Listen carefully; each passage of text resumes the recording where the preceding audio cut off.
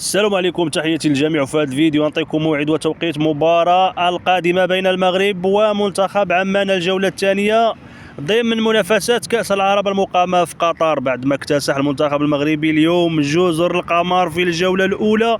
المنتخب المغربي يضرب موعدا قويا في الجولة الثانية أمام المنتخب عمان. الموعد والتوقيت ديال المباراة ما فيها بس خلينا واحد لايك للفيديو، صلي وسلم على سيدنا محمد صلى الله عليه وسلم. المباراة القادمة ضد المنتخب عمان الجولة الثانية كأس العرب المقامة في قطر، موعد والتوقيت يوم الجمعة المقبل بإذن الله تعالى وبركاته 5 دجنبر. توقيت المباراة على الساعة 3:30 بتوقيت المغربي، 5:30 بتوقيت مكة المكرمة.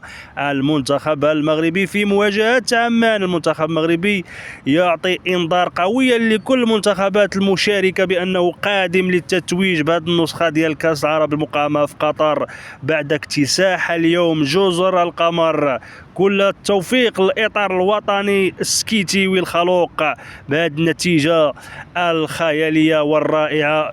عرض كبير لأسود الأطلس، برافو الدراري، واللقب إن شاء الله مغربي. وكل توفيق المنتخب المغربي في المباراة القادمة أمام المنتخب عمان يوم الجمعة المقبل. وديما مغرب.